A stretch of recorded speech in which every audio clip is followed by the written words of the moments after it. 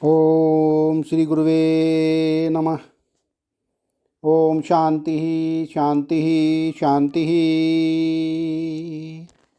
प्रणाम भगवान। भगवान अभी हमारा सत्संग मुंडक सुधा मुंडक उपनिषद प्रवचन श्री अखंडानंद सरस्वती जी महाराज द्वारा विरचित और स्वामी जी ने प्रवचनों के माध्यम से व्याख्या की है। तो प्रवचन नंबर 5 मंत्र नंबर 6 और एपिसोड नंबर 4 लेते हैं। भगवान स्वामी जी किस तरह से बताते हैं कि नित्यम विभुम सर्वगतम शुशुक्षम तद्व्ययम यद भूत योनिम परिश्यायांत धीरा परिपश्यांत धीरा। तो आओ परमात्मा के स्वरूप पर विचार करें। परमात्मा कैसा है कि नित्य है। देखो, आप देखते हो कि मिट्टी में जो खिलौने बनते हैं वे अनित्य हैं, हमेशा नहीं रहते, और मिट्टी नित्य होती है। जो पानी में बुदबुदे पैदा होते हैं वे अनित्य होते हैं और पानी नित्य होता है। आग में जो चिंगारियाँ निकलती हैं वे अनित्य होती हैं और अग्नि नित्य होती है। वायु में जो झोंके आते हैं वे अनित्य होते हैं और वायु नित्य होता है। और आकाश में जो घटाकाश और मठाकाश मालूम पड़ता है यह अनित्य होता है और आकाश नित्य होता है। मन में जो संकल्प उठते हैं वे अनित्य होते हैं और मन नित्य होता है।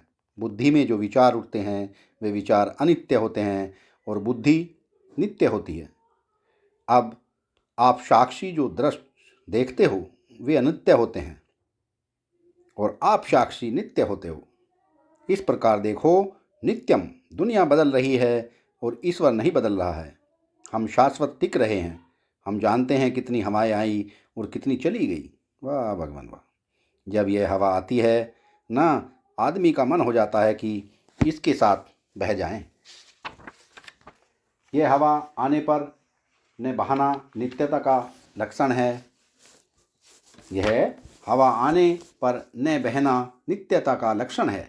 कितनी हवा आई और दुनिया में कितने राज्य बदले, कितनी उथल पुथल हुई। जिस राज्य का धरती पर 18 वर्ष पहले अस्तित्व नहीं था वह राज्य धरती पर पैदा हो गया, और महाराज जो बड़ा राज्य प्रबल था वह राज्य समाप्त हो गया। सृष्टि में यह बदलता है। आपको मालूम है कि सूर्य में भी परिवर्तन होता है, चंद्रमा में भी परिवर्तन होता है, समुद्र में भी परिवर्तन होता है, धरती में भी परिवर्तन होता है। वैज्ञानिक लोग इसका हिसाब रखते हैं कि 5000 वर्ष में धरती कितनी बदलती है और 5 लाख वर्ष में धरती कितनी बदलती है। आसमान पर से जो रोज धूल कितनी गिरती है और धरती पर। अरे यह देह को मैं मानकर फंस गए बाबा। इसमें नित्यम जो शाश्वत है, सत्य है, उसको ढूंढो। यह चेद वेद वेदी तत् सत्यमस्ति न चेहि हा वेदी न महति विनिष्ट। यदि इस जीवन में तुमने परमात्मा को जान लिया तो तुम्हारा जीवन सच्चा, नहीं तो महान विनाश के मार्ग पर चल रहे हैं। वाह भगवान वाह। विभुम विविधम भवति इति विभुम। एक परमात्मा ही नाना रूप हो गया है और सर्वगतम सब में व्यापक है तो सर्वगत है। देखो, कल की व्याख्या में और आज की व्याख्या में थोड़ा फर्क कर दिया। यह क्या है कि असल में रोज ही यदि इस मंत्र की व्याख्या करनी हो तो रोज रोज ही कोई ना कोई नई बात निकलेगी। अब देखो, फर्क इसलिए किया कि कल जो अर्थ किया था वह लक्ष्य ब्रह्म की प्रधानता से था और आज जो भाव सुनाया आपको वह आत्मा की प्रधानता से सुनाया है। तो असल में दोनों एक ही हैं। जो शब्द ब्रह्म के लिए होता है अगर वही आत्मा के लिए प्रयुक्त न होगा तो वह ब्रह्म ही गलत है, और जो शब्द आत्मा के लिए होता है वह ब्रह्म के लिए प्रयुक्त न हुआ तो आत्मा ही गलत हो जाएगा। भक्ति सिद्धांत और ज्ञान सिद्धांत मिलाने की दृष्टि से यह बात है। देखो, हम इस समय जैसे हैं, अगर ऐसा ही ब्रह्म का वर्णन करने लग जाएं जैसे हमारे अंदर कर्म होता है ना, देह से हम परिच्छिन्न होते हैं, जैसे हमारे अंदर भी काम होता है, क्रोध होता है, लोभ होता है, मोह होता है, ऐसे अगर हम ब्रह्म का वर्णन करने लग जाएं तो ब्रह्म का रूप क्या होगा? वह अवतार रूप होगा। बिल्कुल ऐसा ही यह हम आपको गुर बताते हैं, सारे इतिहास पुराण का सार बताते हैं।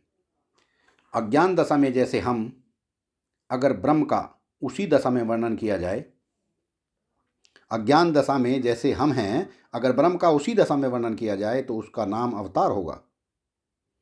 यही नहीं कहना कि वह चोरी नहीं करता, कि वह चोरी नहीं करता, वह विचार नहीं करता, चीरहरण नहीं करता, वह छेड़छाड़ नहीं करता, वह लड़ाई में नहीं हारता, वह झूठ नहीं बोलता।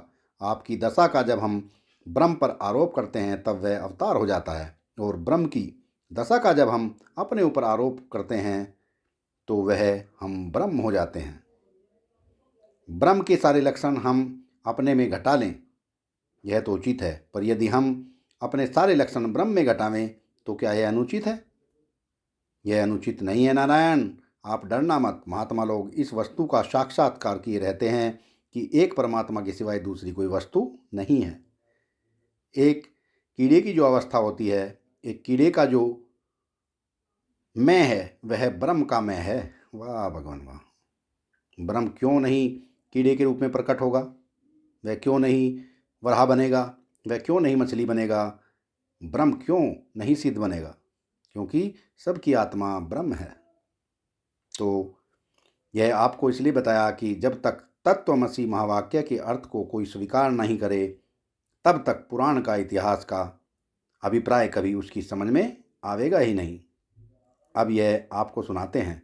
नित्यम विभुम, विभुम माने विविधम भवति, स एकधा भवति, द्विधा भवति, त्रिधा भवति, पंचधा भवति, सप्तधा भवति, नवधा भवति, एकादशधा भवति। वह परमात्मा एक रूप में प्रकट होता है, दो रूप में प्रकट होता है, तीन रूप में प्रकट होता है और पांच रूप में प्रकट होता है।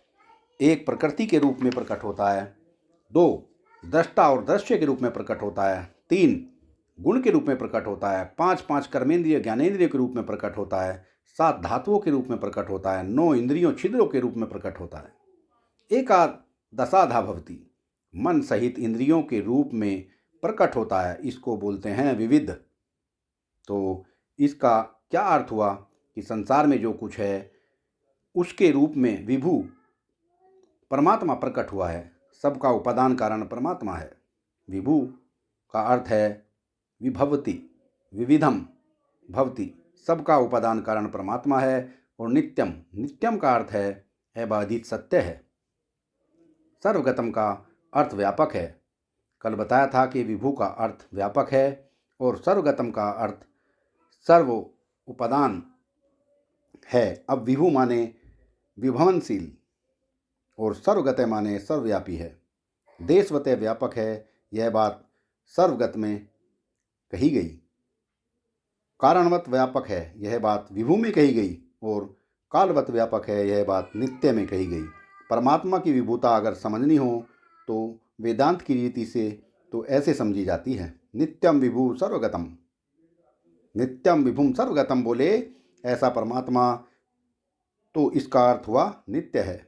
अब जरा मिलाओ, नित्य है परमात्मा तो इस समय है कि नहीं?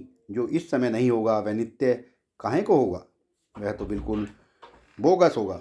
विभुम सर्वरूप में है तो जो रूप हम देख रहे हैं उस रूप में परमात्मा है कि नहीं?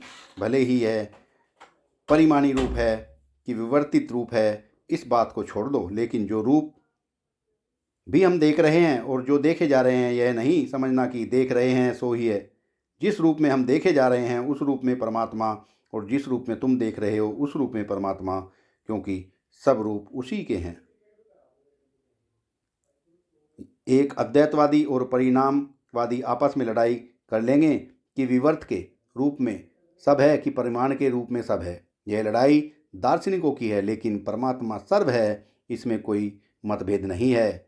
न मध्य आचार्य का, न रामानुज आचार्य का, न वल्लभाचार्य का, न निम्बकाचार्य का, न शंकराचार्य का।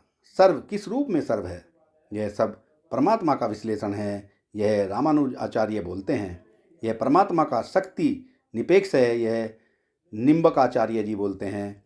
यह सब शुद्ध सोने की तरह परमात्मा है, यह वल्लभाचार्य अविकृत परिणाम बोलते हैं। सत्संग को विराम देते हैं भगवान, आगे का सत्संग कर लेंगे। प्रणाम भगवान।